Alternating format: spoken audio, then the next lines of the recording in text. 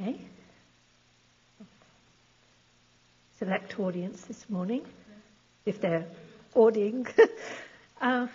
Okay, so I'm going to be talking about viral zoonoses for the next two lectures. And today, so viral zoonoses are virus diseases that we tend to get from creatures rather than from other humans. So that's the origin of that. And there are those that are transmissible via arthropods, i.e. blood-sucking insects and ticks, and those that we get from exposure to vertebrate animals, and then they're normally transmitted by bites or body fluids or inhalation of various nasty things, whatever. So we'll talk about those on Friday, but today I'm going to be talking about those that we get from the arthropods.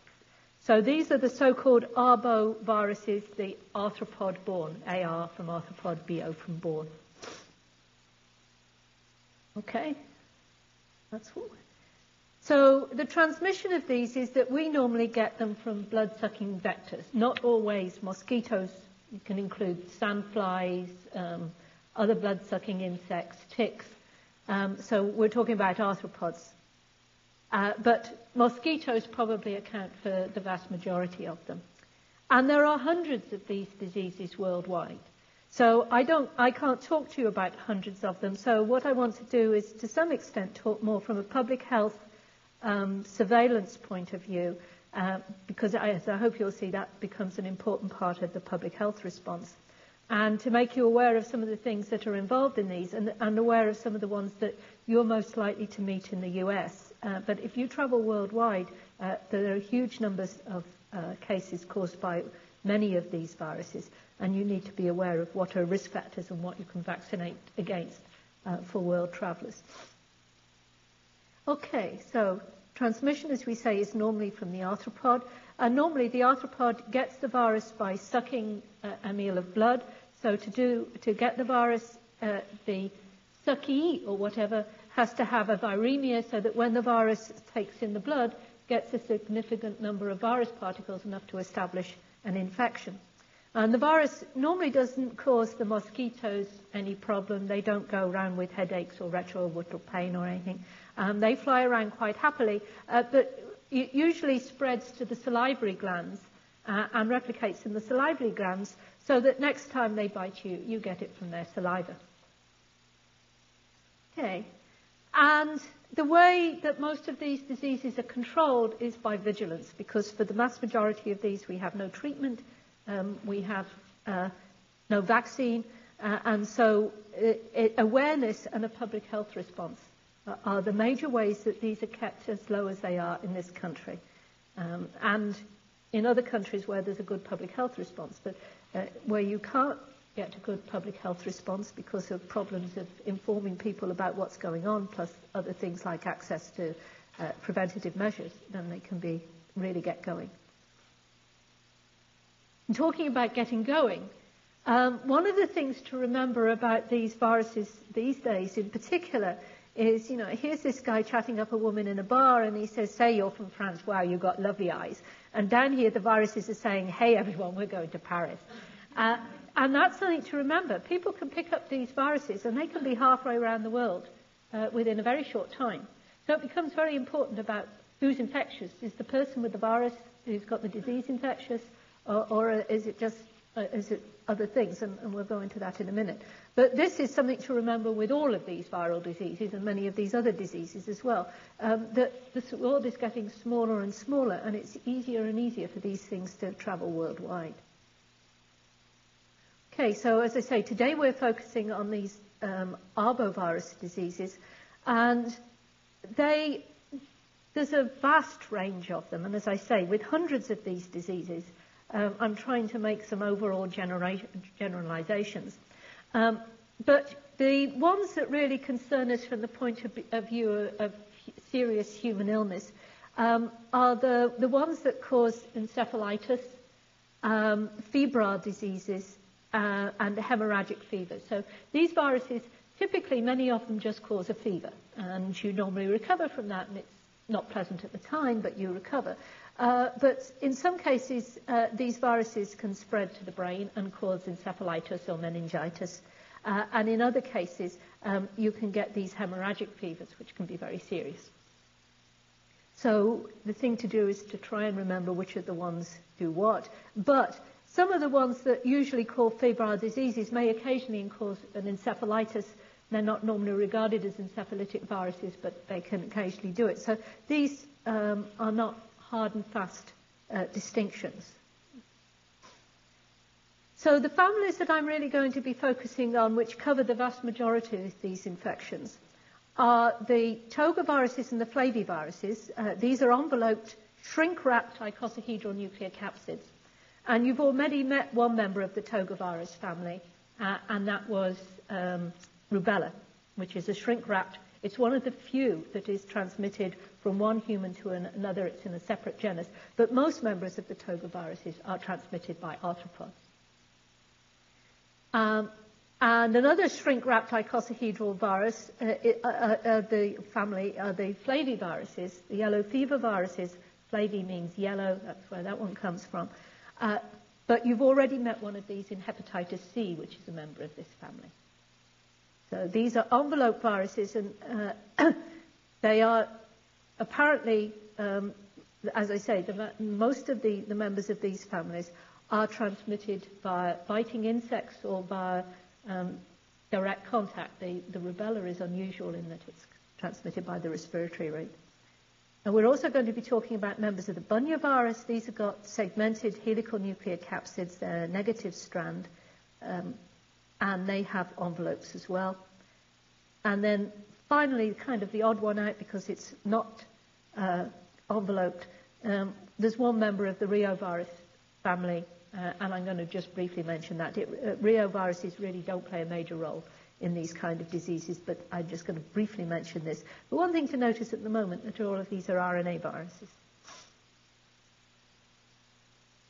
Okay, so as I say, the transmission cycles are important, very important from the point of view of minimizing human disease. And we're all going to be very selfish and talk about human disease and very much talk about these from the human point of view at the moment. The vectors are some kind of arthropod, frequently insects, frequently from the mosquito family. And the virus, as I say, will usually replicates in the salivary glands, and so it's transmitted when they bite.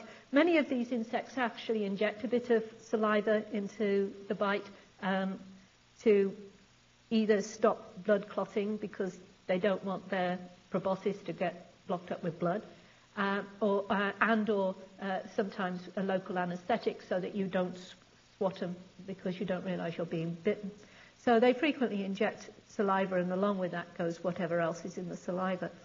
They can then transmit it to vertebrate hosts. The vertebrate hosts are usually called the reservoir.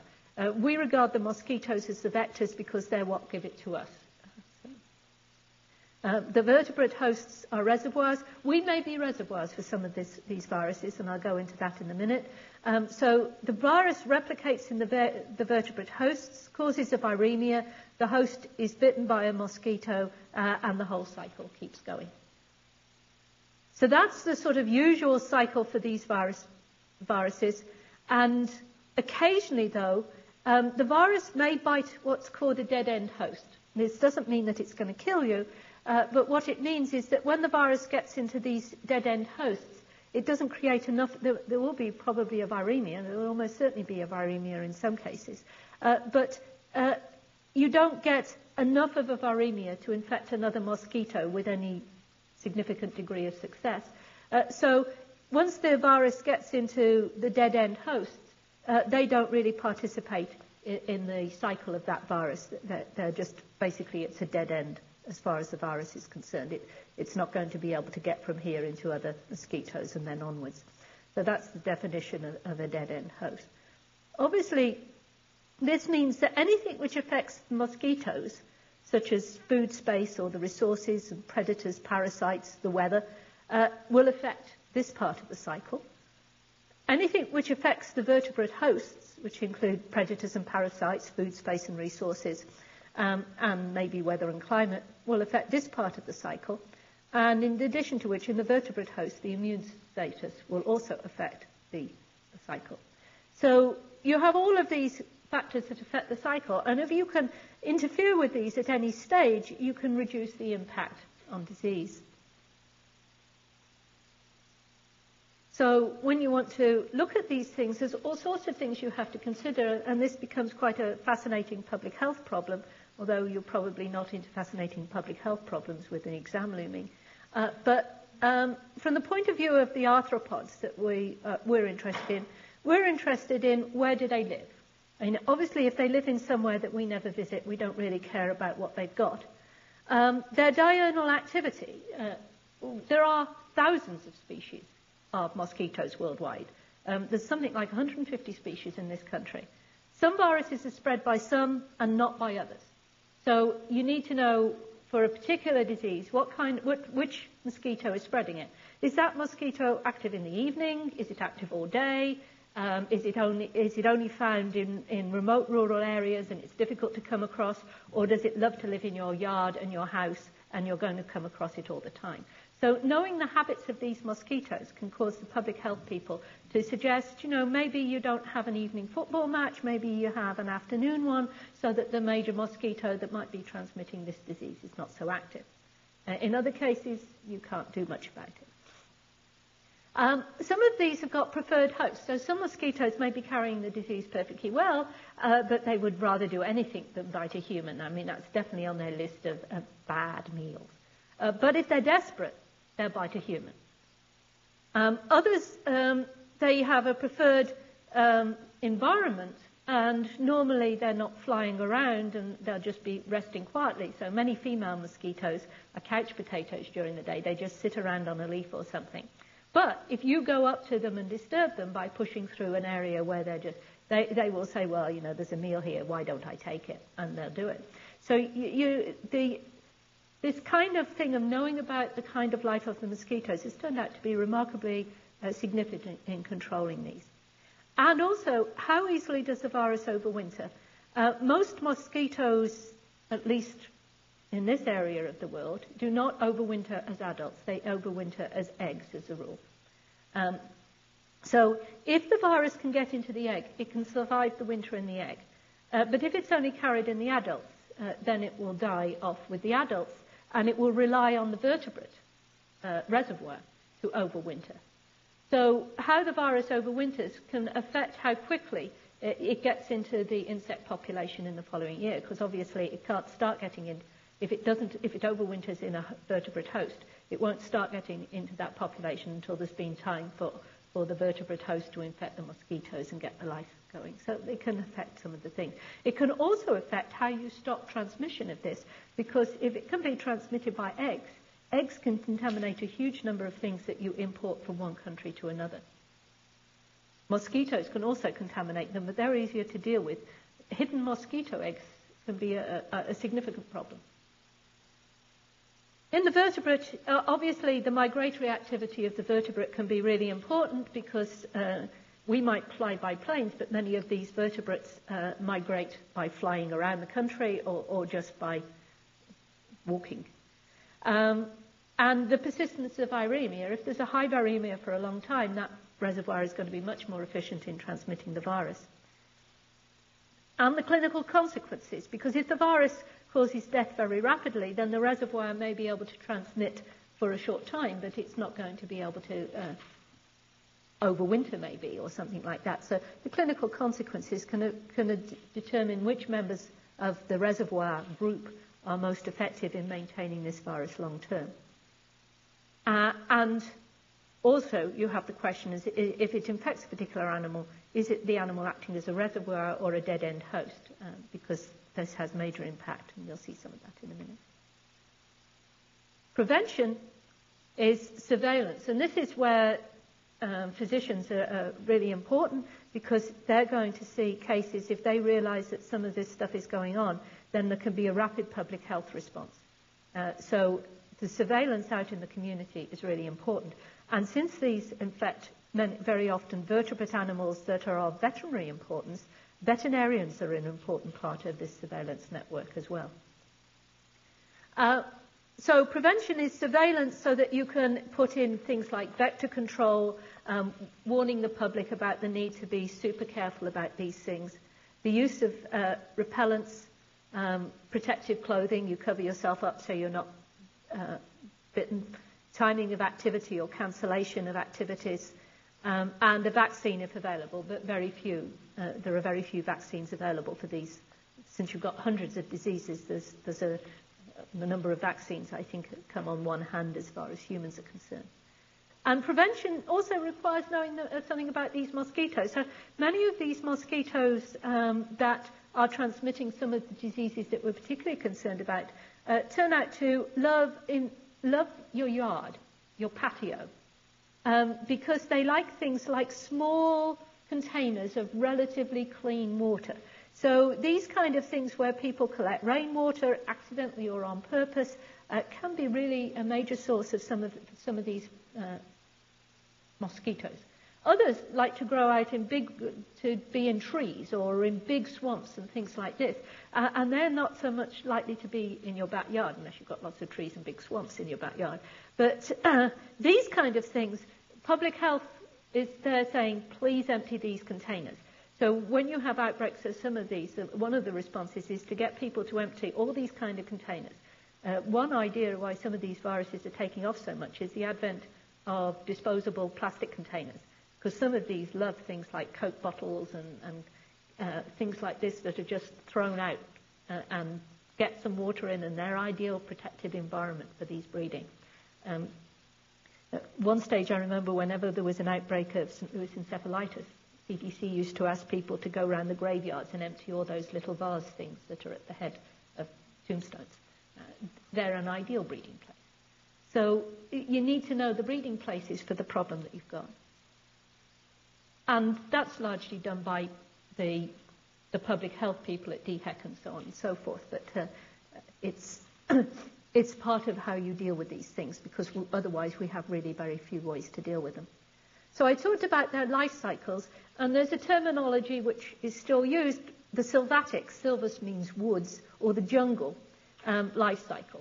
And this is kind of the cycle in the wild, as opposed to in direct contact with humans. And that's where the virus infects the arthropod, it bites the vertebrate, there's a viremia, another arthropod bites the vertebrate, it gets infected, and then it infects another vertebrate. And it just goes round between the arthropod and the animal reservoir without normally going into humans at all. And this is its regular cycle, but occasionally the arthropod might bite a human, either because the humans invaded the arthropod's area or vice versa. And usually in this kind of cycle, the human is a dead-end host. So the human can get disease, but there's not sufficient viremia that the arthropod the human will be able to affect any significant number of arthropods. That's contrasted with the urban cycle. And in the urban cycle, the arthropod gets infected, bites a human, the human gets infected, the human gets a significant viremia. So when a mosquito bites that human, then the arthropod gets infected, it can infect another human. So you can have this entirely in the human cycle. So the answer of just getting rid of the animal reservoir certainly doesn't apply in this case, folks. So here, when you've got the human as part of the cycle, then you need to be aware that one thing is that the humans coming from an infected country carrying the virus can introduce the virus into a country where this virus doesn't currently exist. And also you need to be aware that if you have a human who's got a viremia, then things like screening, keeping them indoors, can actually interrupt this transmission cycle. So it has an effect on the transmission cycle. If the human is a dead-end host, then that human is no risk factor for causing this disease to get established in whatever country they went to after they got it. But if the human is part of the cycle, then that's different. So many viruses have got a wild, urban, jungle, have got a sylvatic jungle cycle and an urban cycle. But some viruses have got very efficient urban cycles, and some viruses are predominantly the jungle sylvatic type. Okay. So not surprisingly, in view of the idea that these are transmitted by arthropods, the outbreaks you tend to see in the summer or the early fall because you have to wait for the insects to get active, for them to get infected, for this whole cycle to get going. They tend to be sporadic. It very much depends on the dynamics of the reservoir and the insect and people and what kind of summer it is and a whole pile of factors that are not understood. So the epidemiology people have major problems predicting where these are going to go because it's very difficult to discern any rules that you can usefully apply. So they're fairly unpredictable. And as I said, many different viruses cause the disease. One thing that's typical of most of these viruses is that the infections are often subclinical. So usually many more people are infected than actually come down with clinical symptoms. And again, as a generalization, the initial viral replication with these viruses, remember, they get into the bloodstream. So it's not surprising that they like to go for the endothelial cells. That's going to be the first type of cell they meet as a rule. And they also tend to frequently replicate in cells of the macrophage monocyte lineage.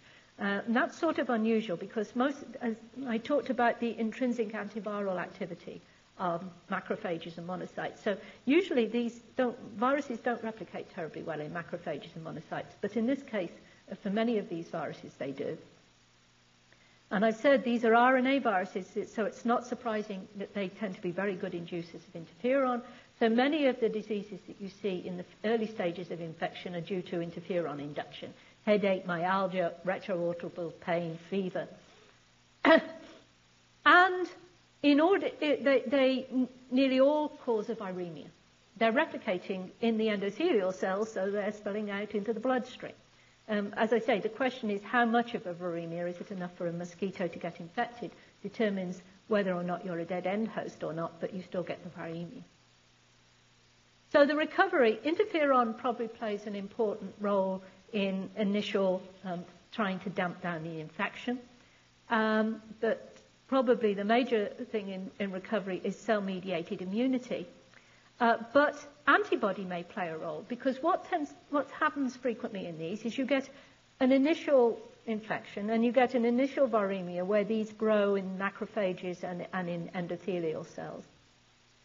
And then a week, 10 days later, somewhere in that kind of time period, that initial round of virus replication comes to its peak and you release a lot of this virus into the bloodstream. So your major viremia is like 10 days or more, but around, say, a week, 10 days, somewhere around there, after the initial infection. Now, if you have raised an antibody response, a neutralizing antibody to this response during that period, then when it spills out into the blood in this big wave, you've got a lot of neutralizing antibodies, and you can neutralize the virus. If the virus wins the race, and you haven't made enough neutralizing antibody, then it can spill out and get all around the body and really spread rapidly. So one of the things that seems to play an important role is how rapidly do you develop neutralizing antibody versus how rapidly does the virus replicate.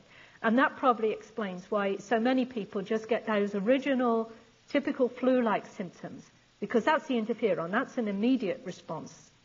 And you get those flu-like symptoms, but you don't get the bad consequences due to the spread through the rest of the body, encephalitis, etc., via the viremia. So this race between your antibody and the virus probably affects how many people go down with more severe disease versus how many don't, along with many other factors. So cell-mediated immunity is probably really important in clearing the virus from those originally infected cells. But in terms of spread, because it takes so long to get this true the second viremic phase, the major viremic phase, if you're lucky, you may have neutralizing antibody. So that it can actually be important during the disease process in limiting the spread of it. Diagnosis, well, as I said, there are hundreds of these, so they've all got individual ways to diagnose. But it's usually done in specialized labs. And commercial labs now, because of its importance, do testing for West Nile virus and for a few of these other viruses. But more usually it's done in state labs or CDC. The standard immunological techniques, I don't need to go into them, I don't think, and it's going to be different for every virus, and these techniques are being rapidly developed, so there's no point in discussing them much for each individual virus. And PCR is coming to the fore, because PCR, being nucleic acid based, it's much easier to just adapt an assay for each individual virus, because all you've got to do is sequence it, and then you can start coming up with targets for PCR, which is much easier than developing specific immune techniques by and large. So the PCR is coming to the forefront. And resistance, the important thing in being resistant to this virus is IgG, because these viruses are transmitted into the bloodstream, so mucosal immunity doesn't play any role in this. So it's IgG which is protective. Okay, so are there any questions on any of that? So what I'm going to do is I'm going to focus on a few of these, which I think you should know about.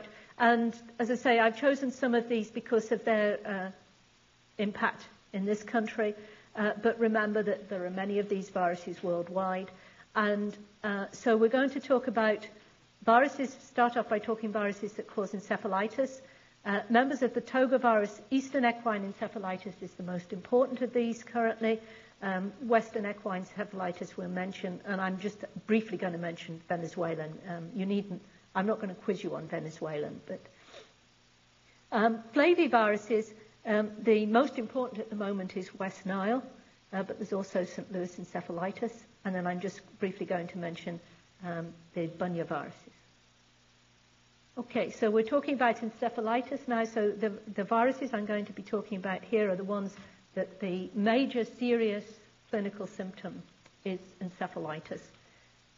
And a lot of this is what I've already said. You see sporadic infections, you may have a huge number one year and then you may not see it for years, or it may be lingering along 20, 30 cases every year and then suddenly you don't see it and you've no idea why you don't see it anymore. Usually with most of these viruses that I'm going to talk about, well, with all the ones I'm going to talk about today, there's a very low % of infections which cause clinical cases.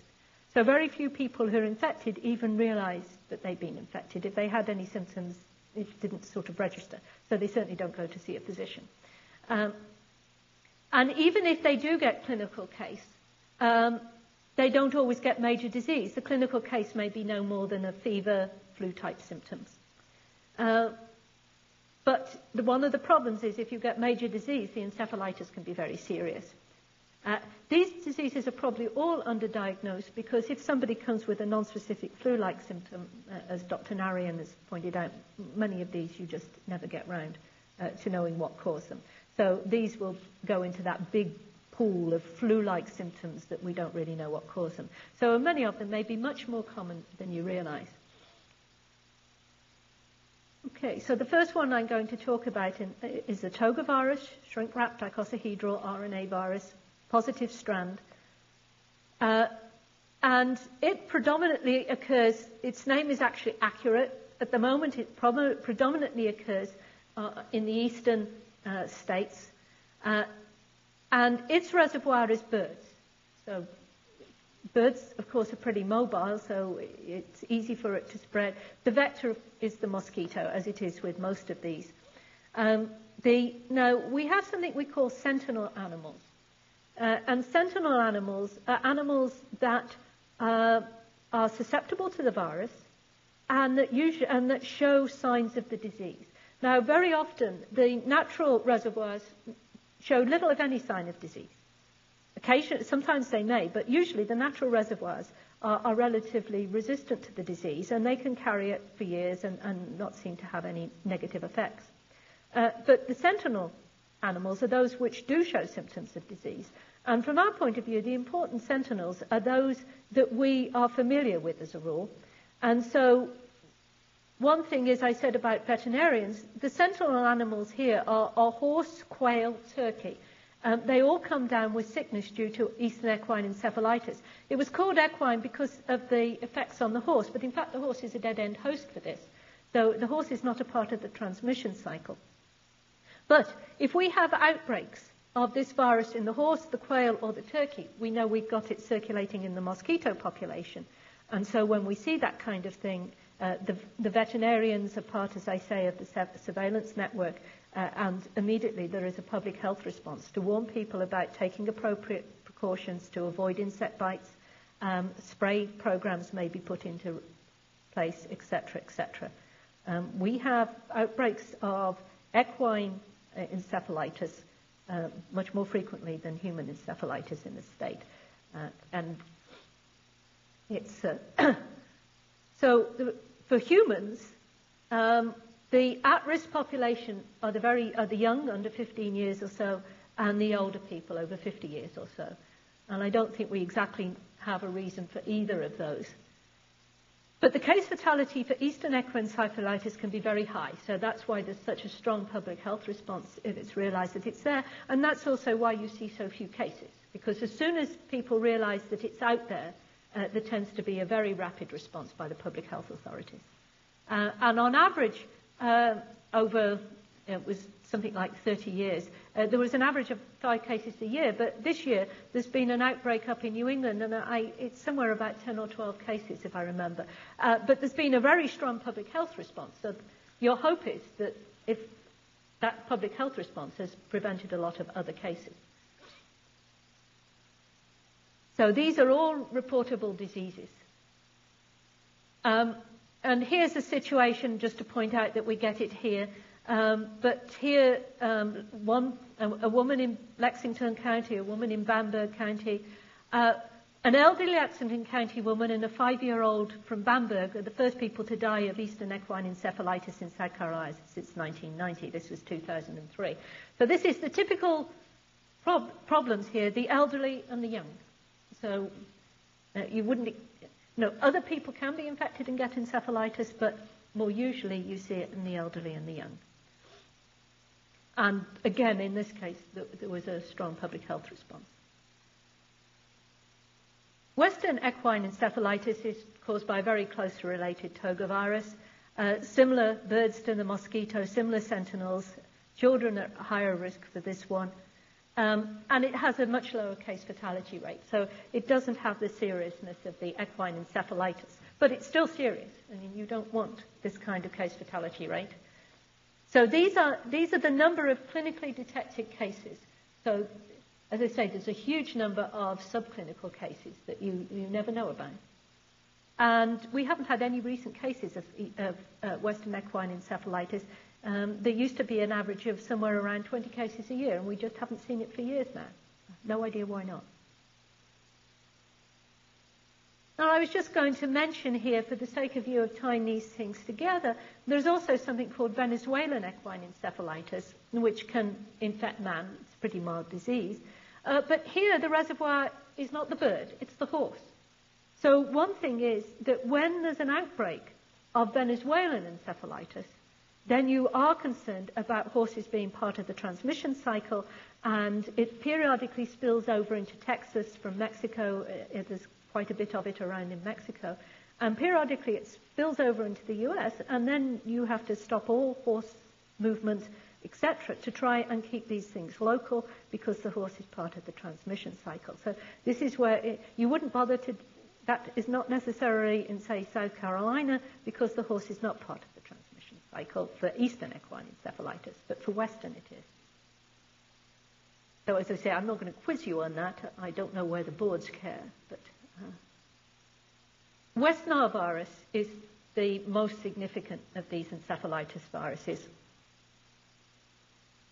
And currently we're having thousands of cases a year, way more arbovirus disease than we've seen with all the other arboviruses together in past years. So West Nile has completely changed the face of the amount of illness due to arboviruses in this country. The vector is the mosquito again, and the reservoir are birds. Although other animals can be infected, usually as dead-end infections. So again, horses are susceptible to it. There's actually a vaccine for horses. So usually birds to mosquitoes, and again, we're a dead-end host, much like the horses. This is just to show how a virus can spread. So again, don't learn this, but this virus first appeared in 1999 in the New York area, and in all of these, the darker colour indicates human infections, and the paler colour indicates where there were infected mosquitoes. But if you look at 99, 2000, not much spread. People are saying, oh, well, maybe it's going to be okay. 2001, it's beginning to spread, and then 2002, it's virtually all over the country. By 2003, it's everywhere. So in 4 years, it's spread everywhere. And now Washington and Oregon, it's been reported there. So the only states that have not yet had human cases are Alaska, Hawaii, and Maine. And Maine has got it in the mosquito populations. So this shows how rapidly these viruses can spread if they've got a mobile vector, like a bird. Is the question? What, Venezuelan? West Nile, I can't tell you the number of cases, but it's growing in Canada, and Canada have got I would have to look that up for you. Mexico, I'm not sure how many cases there are in Mexico at all. But it certainly has spread into Canada. But not to the number that we've been having here at the moment. But then every year, you know, the surprise is which state gets the huge amounts. This year it's Idaho. We don't know why Idaho has got so many. But there's something like, it's a huge number of cases in one small county, which has got Boise in it, which may be because most people in Idaho live in Boise. But any other questions? So, yes, it's obviously spreading over the border, and we don't really know of a way to control it. It infects a lot of different birds, many of which it kills, but many of which apparently it doesn't. And so there's no way you can stop the spread of this thing. So once we got it, we apparently have got it. So what are the symptoms? When you get a clinical case, the symptoms include fever, which is, as I say, a general response probably. A lot of this is interferon-mediated. But it can get into the brain. Of course, it's circulating in the blood. It can grow in endothelial cells. That gives it an obvious way to get across the blood-brain barrier. And so you get meningitis and encephalitis, and these can be serious and can be fatal. So the symptoms include all the symptoms you would expect from meningitis or encephalitis. More rarely, you can get an acute flaccid paralysis, which is basically poliomyelitis. Polio means grey, and myelo means bone marrow, so what's inside the bone. So, of course, for your spinal column, it's your spinal cord.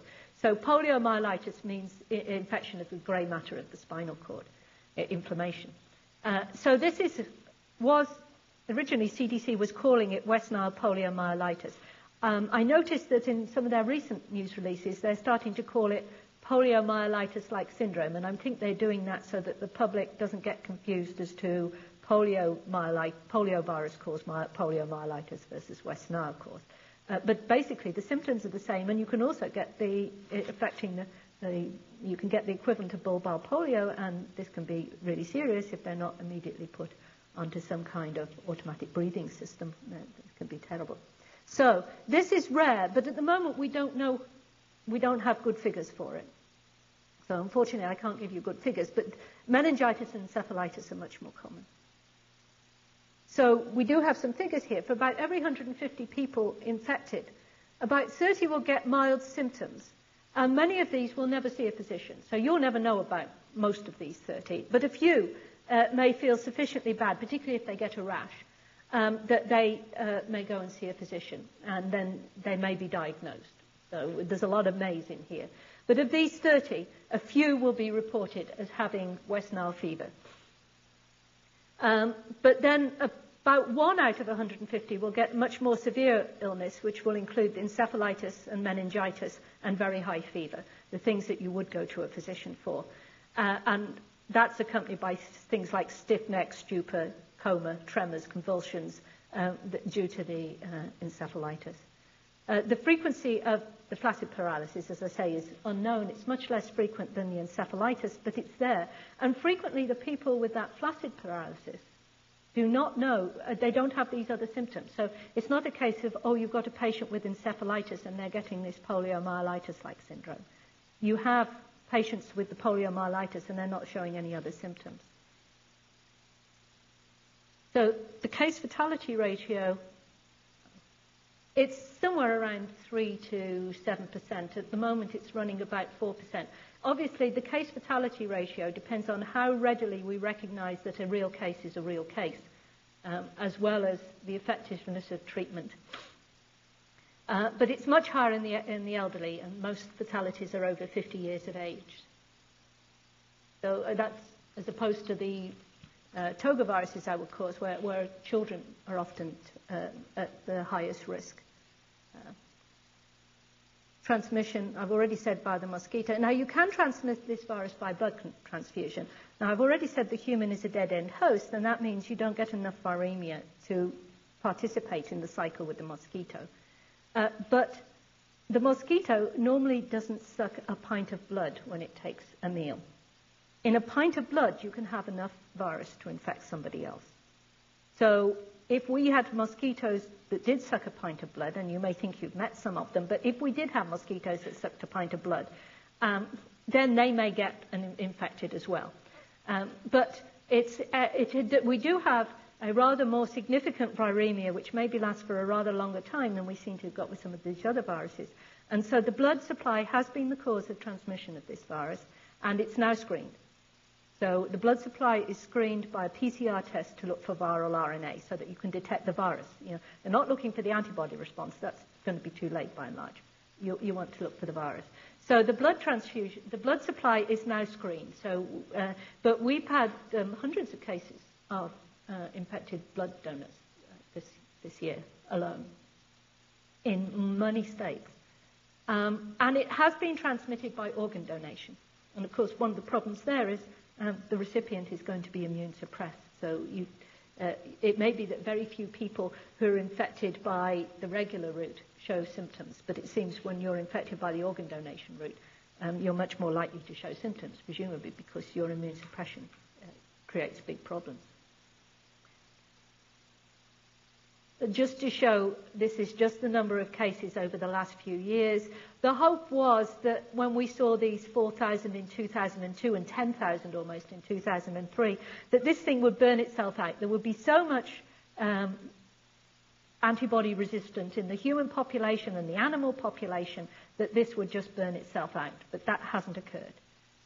And so we are still seeing appreciable transmission, and this year is the highest for the last couple of years, so it really hasn't died out as yet. People keep hoping, but it hasn't happened. And last year, the case fatality rate was about 4%. And this figure for this year, we've still got more cases that will be coming in. So that's West Nile. Are there any questions on West Nile? The second commonest arbovirus in this country is St. Louis encephalitis, but far fewer cases than West Nile. The reservoir again is birds, and again man is usually a dead-end host. The vector is the mosquito. Very few infections are clinical. This is basically all the same that you've seen with West Nile. It's a flavivirus again, just like West Nile is. The elderly are at higher risk, again, just like West Nile, and the case fatality rate is around 3 to 25%. That seems a huge range, and one of the things is there was an outbreak of this in Florida some years ago, and the 25% came from one of these, what a friend of mine calls Costa Geriatrica. It was some county in Florida where virtually everybody was a retiree. The few counties over where there was a much younger average age of population, the case fatality rate was much lower. So some of this reflects if you've got a population that is selected for being elderly, you'll see a much higher case fatality rate. And any questions on St. Louis? Because basically these are kind of, as I say, they're much the same thing, but you do need to know for things like St. Louis, West Nile, equine encephalitis, you need to know the age that's at risk and the vectors. California serogroup encephalitis is associated with the Bunya virus family, and it's a whole big group of viruses with umpteen names, But it includes lacrosse, and recently lacrosse has been the major problem in that. And it's recently much commoner in the eastern US, and it's a reservoir of small animals, things like chipmunks, squirrels, etc. And children are at much higher risk. So, in fact, the CDC site has got little slideshows for kindergarten children so that they learn about mosquitoes and one thing and another. With Nito Mosquito, if you want anything that's going to be fun on, I don't know what. But anyway, it's got a fairly low case fatality rate, but it is children who are at risk for this encephalitis, and it's about 80 cases a year. One thing I didn't mention with the equine encephalitis, the people who recover from that encephalitis frequently have got serious sequelae, so it has major problems. I think the sequelae are much less serious with this one. So this just shows the cycle. Human, again, is dead end. Any questions? So now I want to move up to the arboviruses, which the typical things, as I say, they all cause fever, but the typical things are really high fever and hemorrhagic fever. And the viruses I'm particularly going to focus on here are dengue and yellow fever. There is a virus that causes something called Colorado tick fever. That's not terribly important. It's a reovirus. It sometimes appears on these tests. It's sometimes called coltivirus, COL for Colorado, TI for tick. It causes a rash, and it frequently isn't diagnosed. But if the rash is serious, it can be misread for Rocky Mountain spotted fever. And the important thing is to treat as if Rocky Mountain spotted fever. Don't say, oh, this may just be a minor reovirus infection. Unless you know it's not Rocky Mountain spotted fever, you need to take. So it may be included in the differential diagnosis, but you certainly treat Rocky Mountain spotted fever very, very seriously. So it's a mild disease in man. Probably very common, probably rarely reported. The remaining two I want to talk about are dengue and yellow fever. They're both flaviviruses. They both cause major illness worldwide. Both of them were major causes of epidemics in this country for many years. And in fact, if you read about the founding fathers in Philadelphia at the beginning, they're leaving Philadelphia because there's a dengue epidemic. They're leaving Philadelphia because there's a yellow fever epidemic. Yellow fever was known as the scourge of the South during the Civil War in that period. If you read tales of Memphis, New Orleans, Galveston, Charleston, Philadelphia, all of these cities suffered from both of these viruses. So these were serious here. Now we are free of endemic dengue and endemic yellow fever, and a lot of that is due to public health and due to careful controls about re-importing it, because both of these have an urban cycle. So in both of these, humans can be a major part of the cycle. So dengue and yellow fever, by the way, have a jungle cycle, which is monkeys to mosquitoes, which is not a problem in this country, but the urban cycle, man to mosquitoes, is. So in this country, it can be kept going by the urban cycle. It's a rapidly increasing disease in the tropics. It's spreading everywhere. One thing is because mosquito controls, which were common in the 60s and 70s, have gradually been dropped, and mosquitoes are coming up, but also because, for reasons we don't know, but for increased travel and things like that, and also for increased presence of humans in forests and those kind of environments. We see several hundred cases a year in this country due to people who come in from infected countries. You have like an 8 to 10 day incubation period, so people can be infected elsewhere, come back and not know they're infected till after they arrive back. And we get occasional cases where people who've never been out of the country get it, and we're fairly sure that's because they've been bitten by a mosquito in this urban cycle, and the original person was never discovered. So the import case was never discovered. But real-world, there's millions of cases. The typical symptoms are fever, headache, retroorbital pain, myalgia, arthralgia, interferon. Bone ache, it's known as breakbone fever in many parts of the world. There's sometimes a rash. It can look like a lot of other things, and you can occasionally get an encephalitis with it. So it's frequently not reported because it looks like something else and you don't know that you've got it.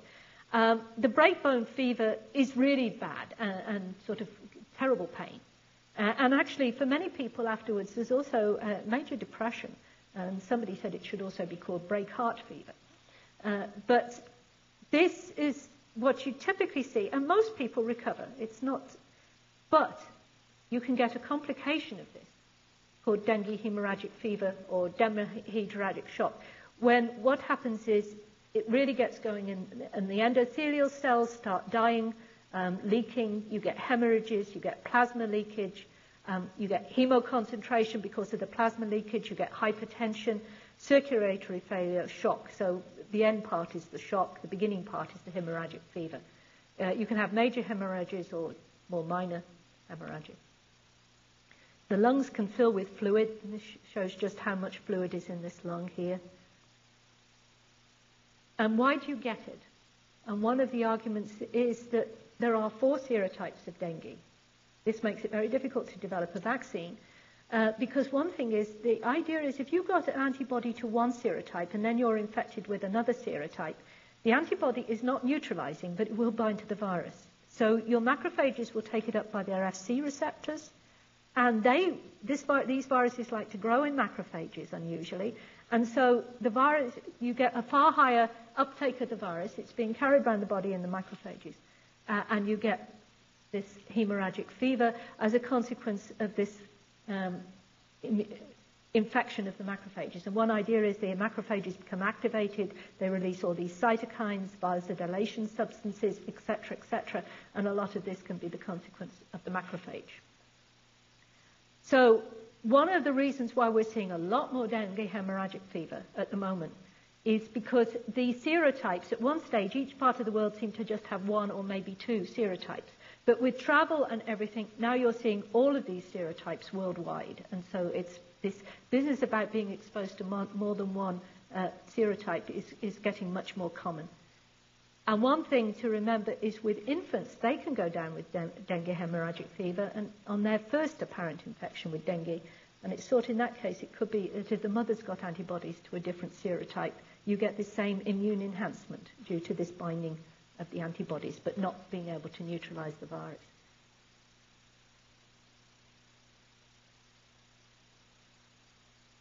So children tend to get more severe disease. You can only sort of treat the symptoms, but you don't give aspirin because it can have an anticoagulant effect and you've already got bleeding, so you don't want any more. And the case fatality rate, if you're prepared for this and realize what you've got, then fluid replacement can prevent a lot of the fatalities. So if you don't realize what you've got or there's no access to fluid replacement, then the case fatality rate can be very high. But if you've got good medical care, you can reduce it to 1%. But that means knowing what you've got, responding rapidly, and treating accordingly. But this shows 1981, dengue hemorrhagic fever had not been seen in the Americas. Dengue had, but not the hemorrhagic fever. 1981, 2003, all of these countries now have dengue hemorrhagic fever. So. And just quickly, if you can just have a couple of minutes. Yellow fever, again, another flavivirus. This is the virus that flaviviruses were named after. Occurs in South America and in Africa. It has a jungle and an urban cycle. So here, people can be exposed due to either that it can be imported into this country and establish an urban cycle, because we can be a major part of that cycle. And again, you get hemorrhages, you get degeneration of the liver and the kidney and the heart. This is a really serious thing, and the case fatality rate can be 50%. And in addition to which, although there are subclinical cases of yellow fever, you can actually have a rather higher percentage of the population come up with serious symptoms than with most of these other viruses. So I talked about Galveston, New Orleans. They both had major epidemics where 10% of the population died from yellow fever.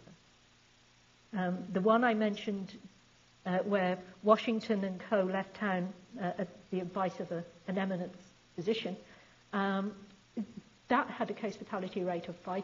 So even as far north as that, it was a major problem.